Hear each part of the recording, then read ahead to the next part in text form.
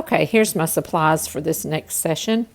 I'm going to be using some tracing paper, and I've picked out some colors in pastel pencils. You could use colored pencils, markers, watercolor, acrylic, just anything to do this color study with and lay some color down. We're not going to do oil today. We're just going to do something simple. So I've chosen, and I'll put the image up here so that you can see, I've chosen some greens that I see in her shirt. I have chosen, of course, a black and a white, because you definitely see those two colors, and several shades of blue, a light, medium, and dark blue, and sort of a, I like this color in flesh tone sometimes. It's sort of a greenish teal color. So I've chosen those and may or may not use them. I have chosen some burnt sienna colors and browns. Tried to get a light and a medium brown, and then a few yellows. Don't know if I'll need those. I know that she has a yellow ring on, and then here's just a regular flesh tone that I see in areas of her face. Some blending tools for pastel, because I'm using pastel pencils.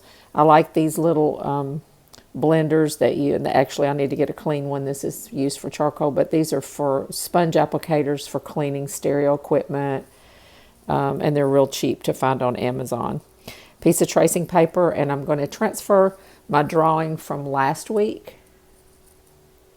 over to another sketch page. If you're going to be doing watercolor, you'll want to transfer it to a piece of heavy watercolor paper. All right, I'm going to demonstrate for you how I transfer an image.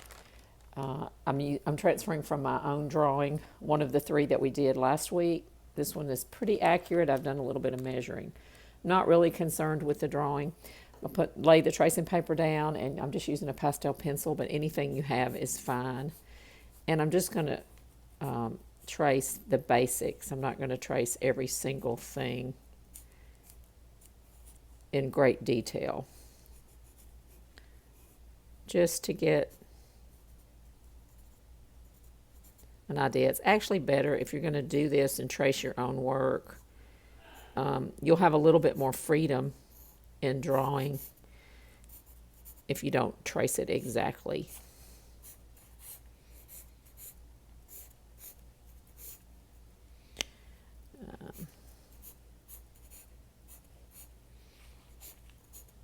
Again, I'm not going to worry too much about the drawing at this stage. This is about recording some color where we see it. That's going to be our whole emphasis for this, is recording color. Okay, I think that's probably enough. Let me make sure I have this. It's easy to see on the tracing paper where everything is. So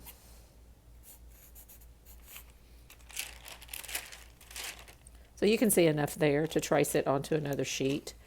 The tracing paper makes it really easy to lay it back down if you've got something wrong. If you're just using a piece of cardstock, or I'm not cardstock, but copy paper, it's a little harder to see where everything is and everything goes. So, okay.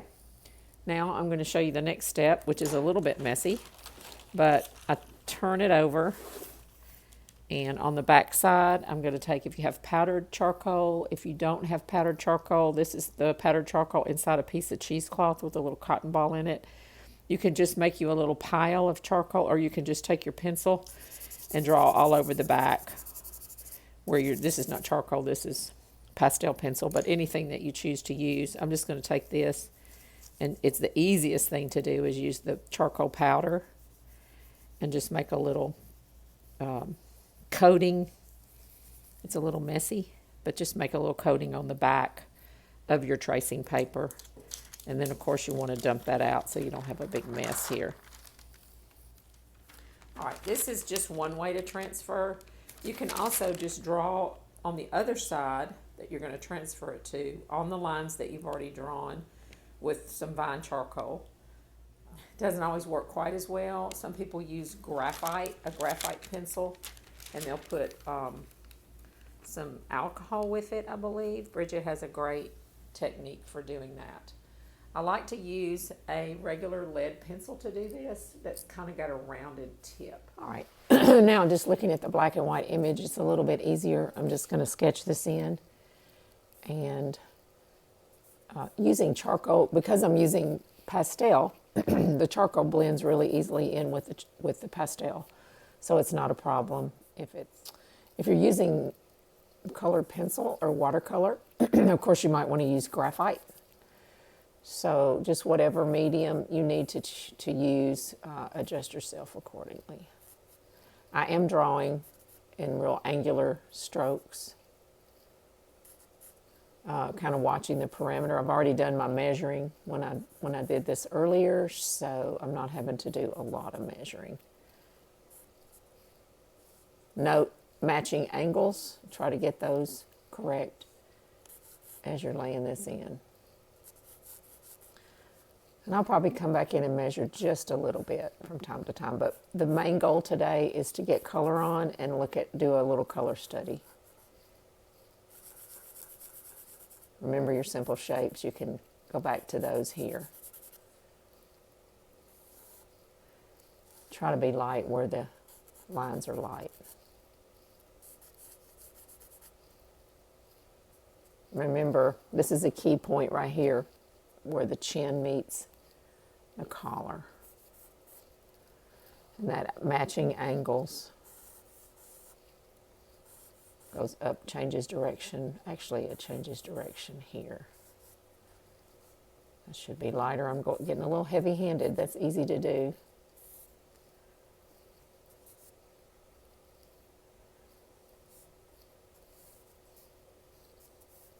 This will be a block in of color, so don't worry about getting all your details right.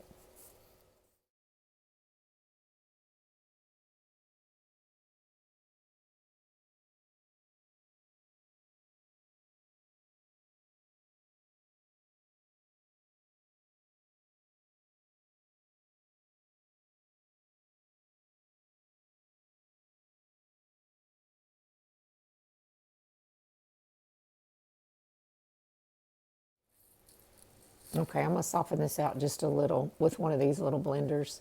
I'm not going to press too hard because this is not pastel paper, it's just cheap sketch paper. So it's not going to hold a lot of tooth. If you're using colored pencils, they're waxy, so they are also not going to hold much tooth. You're not going to have a lot of blending capability, so I would not mash in here like this. Seems like I have a little bit of this off here.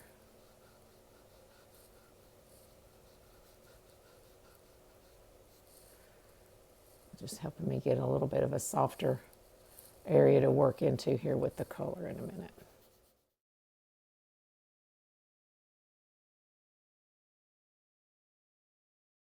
Okay, reminder, this is just a color study. I have moved images and I'm using the color image now. I have always been taught in oil paint to start with the darks first. If you're working in watercolor, you'll be working backwards because you'll be wanting to make sure you work on the lights first.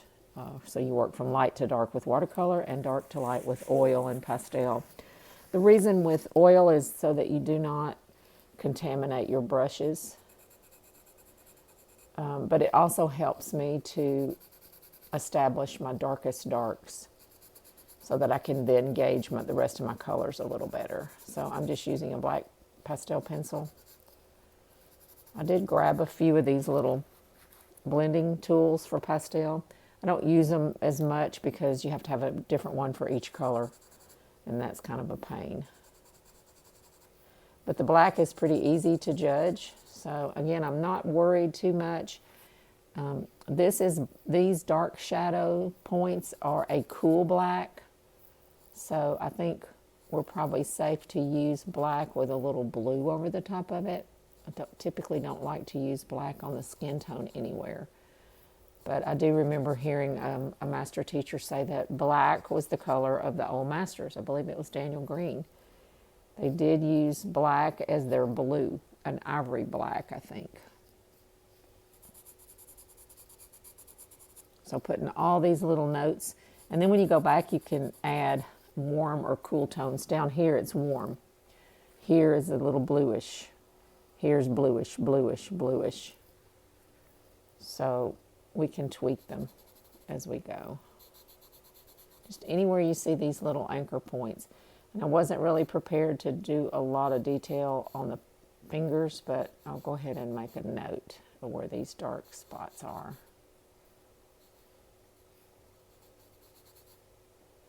If you have a pretty good, decent drawing down, it makes this stage a lot easier than if you're trying to draw at the same time you put color on. Just a lot for your brain to think about if you're trying to figure it all out at the same time. Nostrils typically aren't cool. She has recorded them both warm and cool. This one looks a little warmer than that one. The lines under her eye. So pretty strong. These are the darkest darks. You can correct yourself as you lay these strokes in. I have the angles off quite a bit there. Ask yourself as you're laying this in, is it warm or cool? Warm or cool? And it's really easier to do this with a pencil right now. All right, so then I'm going to move to the next dark, and that's a dark brown. So it's a warm brown. This looks pretty close, so I'm just going to start laying some of that in. If it's not right, I'll adjust it. With pastel, you can mix a couple of colors sometimes to get the right value.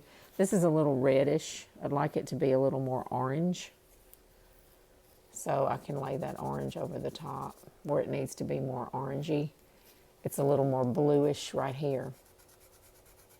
And the good thing about working from an old master's painting is you can see the direction of their brushwork.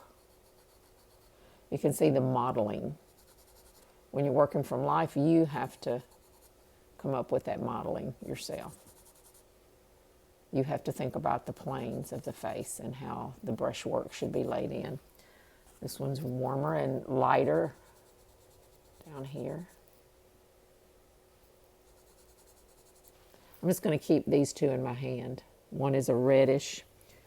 That one's a little bit darker, so I've got 3 options here for my dark brown burnt sienna color. This feels like it has a little bit of green mixed with it. So when I come back in there to adjust that, I can add a little bit of green.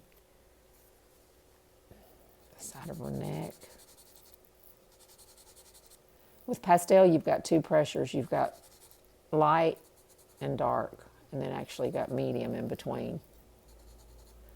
So I usually typically lay this first layer in very lightly so that I can add more, especially on a cheap paper like this.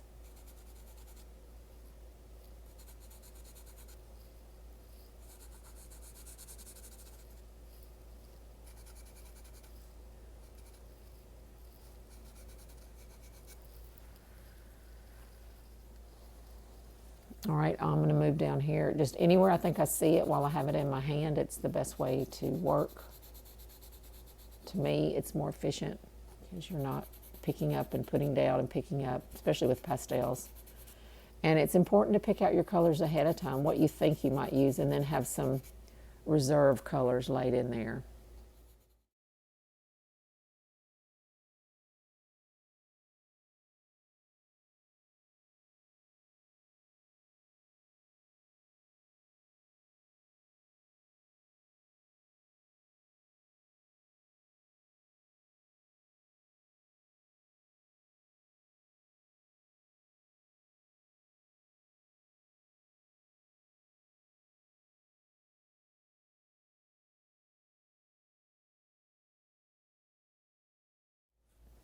But this will help because any mistakes you make here as far as having the features too squished, you can correct those for your final drawing.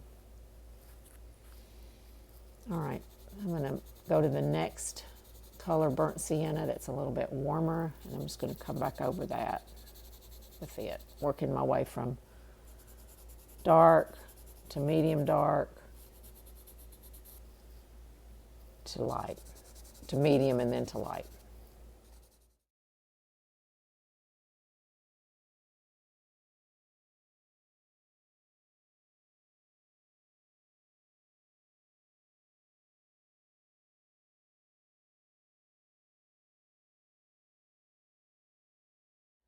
You're going to be limited on your colors here, so don't worry if they're not exactly right. We're just doing a study here. All right, I'm going to move to the next color, which is really yellow, and I want to be careful with that. It's a yellow ochre color.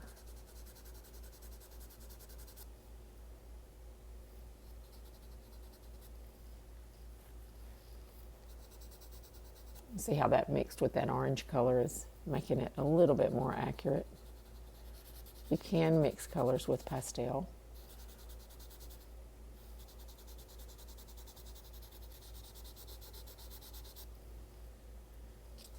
That ear is more of a fleshy color.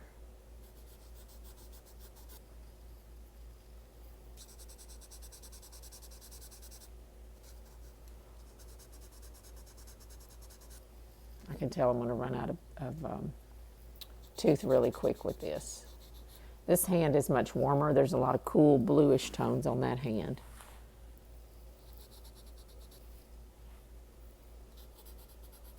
Think about planes this way and this way when you're laying the neck in. All right, I have this fleshy pencil that I use a lot.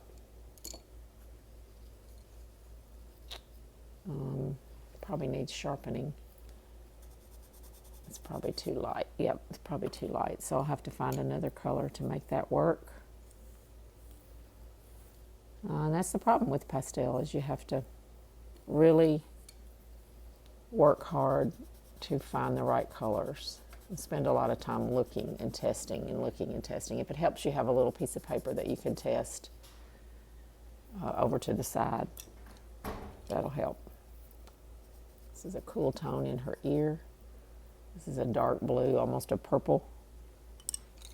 I'm going to move to this one.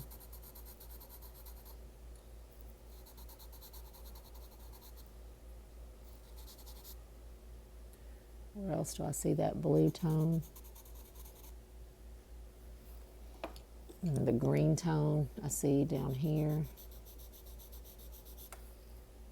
Where else do I see a little green here? Here.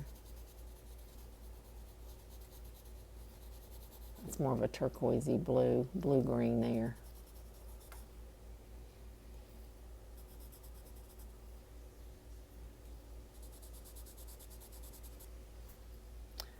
Usually dark skin tones like this fall into warm tones or bluish tones. She's really ochre and warm. And the opposite of yellow, of course, is purple. And I do see some areas that can be purplish. I did not pull any purple out, but I will do that.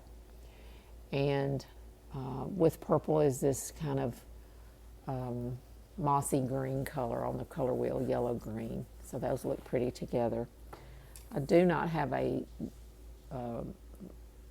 pink gray color for her lips. I will need to get that. So I'm going to step away and grab a few more colors. All right, I pulled out a few more colors I do not have in pencil, so I grabbed a few pastels just to do this. The pink is not going to be right for her lips, but I could use that with a little bit of a fleshy color. I did find some lavender that I see in a few places, and a darker, deep ochre color that is a little warmer for some of these skin tones. So it's going to be hard. This is challenging to have all these colors. There's a lot of colors in this skin. But just put whatever you think you see. Just try to make it interesting. Not just black and gray hair, but put some of these pretty tones of lavender in there. This is going to help you. Now, if you're working in paint, when we do the next stage, it's going to be a lot easier because you just mix the color you need. You don't have to worry, as you do with pastels, of finding every single color or trying to figure out a way to mix it on the canvas. That's very pinkish down here, or lavenderish. And I'm going to get back to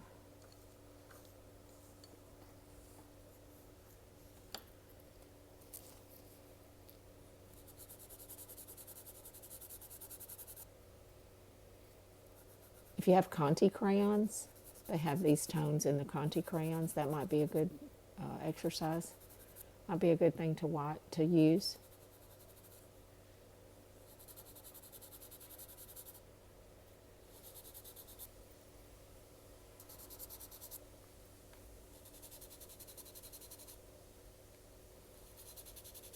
Okay, it's really quicker if you'll just mass it all in like that.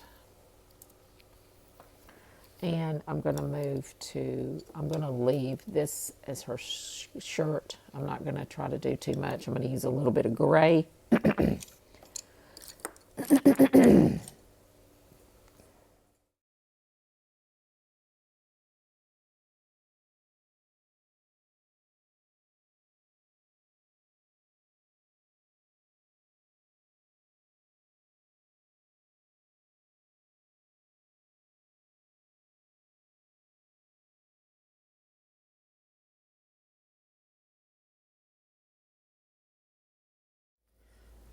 I always put the pupils, even if I don't really see them.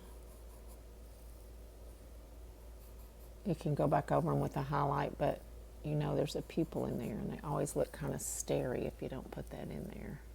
Whoops, I just messed that up a little bit.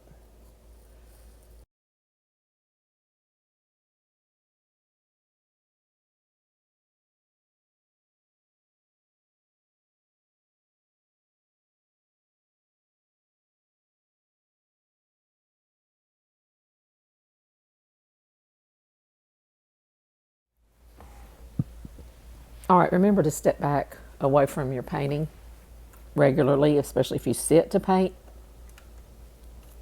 I have laid in a gray tone for her dress, her shirt or dress, and I laid this gray shadow in as well. I put a little bit of an ochre tone on the background. Again, this is not pastel paper, so I'm not really able to lay much in, just one layer pretty much. If I lay pastel in this way, I try to go back and blend it the opposite way, just to give it a little better coverage. I want to blend a little of this because it's so messy and busy to the eye. The gray is darker. It's pretty close, a little bit darker than that value. It's just got way too many strokes in it, which is going to be the case if you're using colored pencils or markers. You're going to have a hard time getting the marks out, and with blending, markers hardly will let you blend.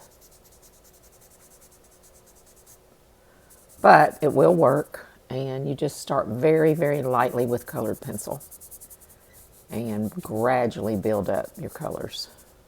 So a little bit of a pinkish gray tone to this, to her dress.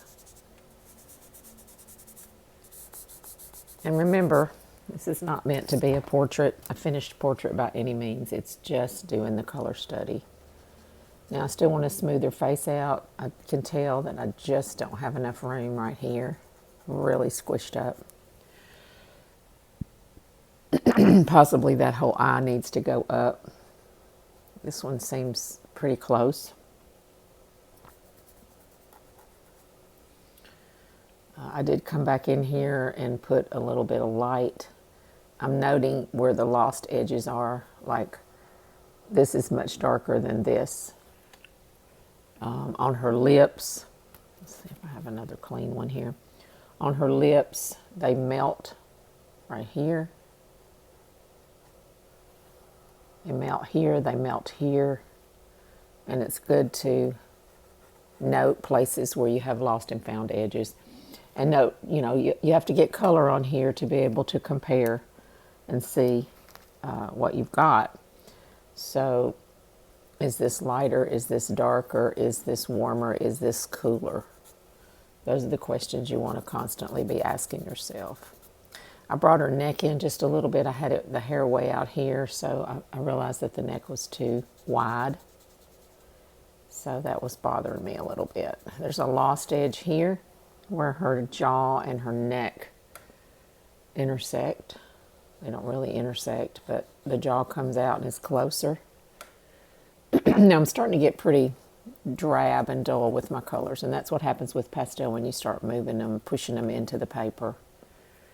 But again, I'm getting a good idea of where I want to go with colors and where some potential pitfalls may be as I start laying in color.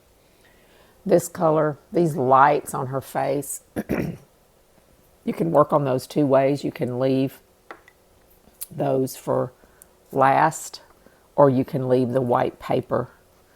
And since I'm using white paper, it's a little bit too white, but you can do it either way. I'm going to come back in here and restate. I might have to use a little white.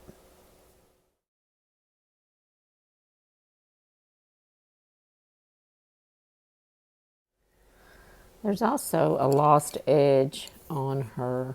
Let's see what I've got here. This is a pretty color. Let's see if this will work. On her lip right here, where it kind of rolls. You don't see a real strong separation there.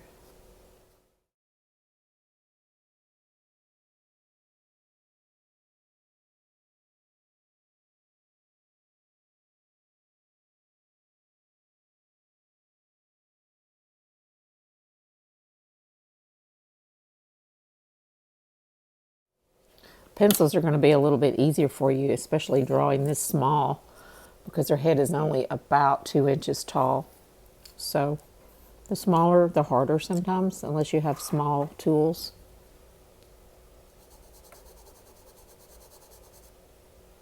I've got this too wide here. Can I fix it? Yep.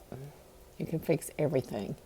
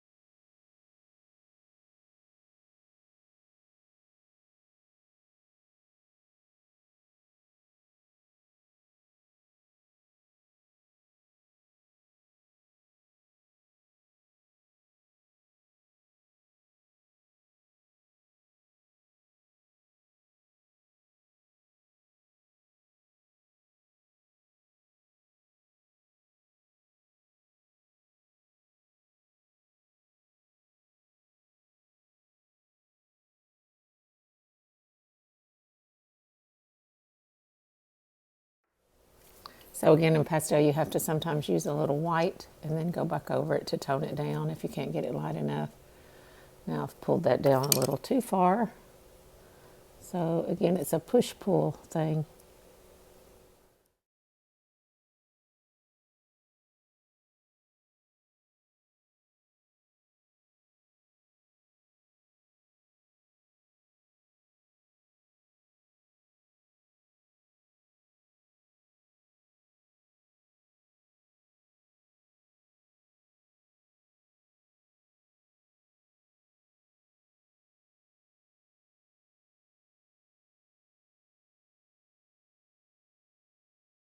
Color notes of what I've used. So I've used that quite a bit. I have also used this red brown. Of course, we've used a lot of black. And a dark blue.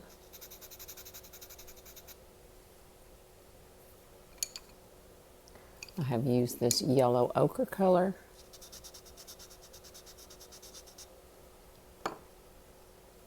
I have used, let's see, green.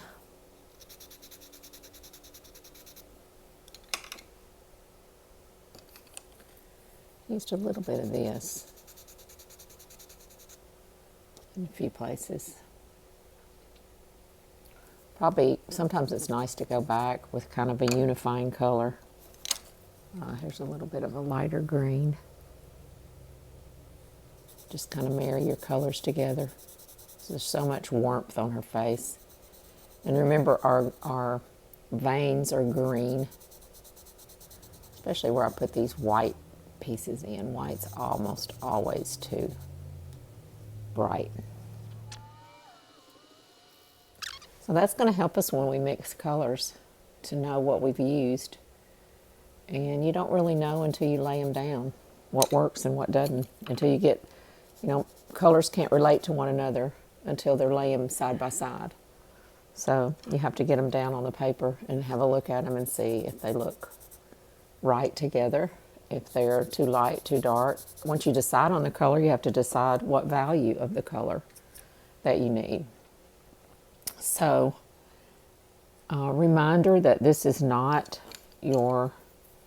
to be, and I kind of like this little blue tone. Maybe it's even bluer back here behind her collar. Yeah. Where else might I put some of that? There. Along the edge of her collar there.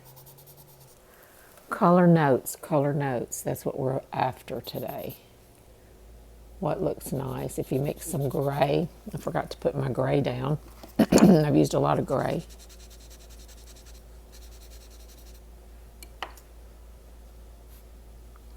Two values of gray. And I've used this rosy color a lot. A little bit darker version of that. A lot of colors there. Are they harmonious? I hope so. I did use this on the background. That's pretty easy to see. And I used, I think that's it. I think that's all the colors that I've used. So hopefully this has been helpful to you. Maybe put a little cool tone in that. Maybe put a little bit of this blue in her hair now that I have it in my hand. Let me put that up here. Maybe use those together. Just subtle nuance of blue. Definitely see it right here. Mostly greens in her face. Some blues around these shadow colors.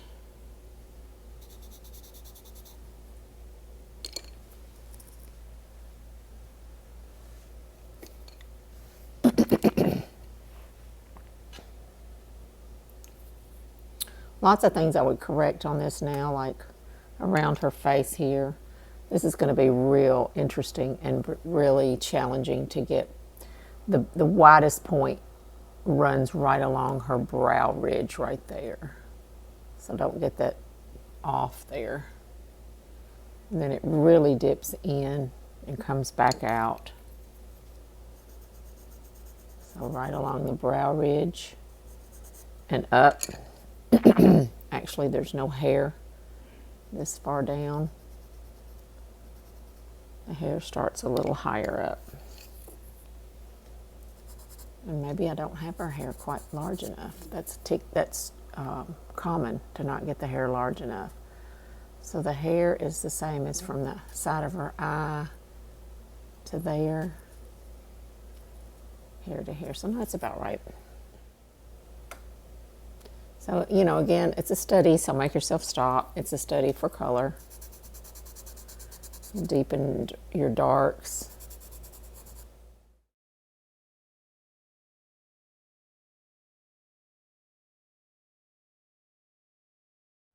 Hair height has a lot to do with making them look funny. If you don't get the hair big enough, or if you get it too big, it can kind of throw everything off. So this goes this way up, then this way it flattens out, It's a little bigger than I have it than this way. Yeah, that looks better. And just above her ear, there's a little bump out right there. Didn't do anything to this ear here, so it could probably use a lot of work. But color-wise, I think we've narrowed down what colors we need to use here. Okay.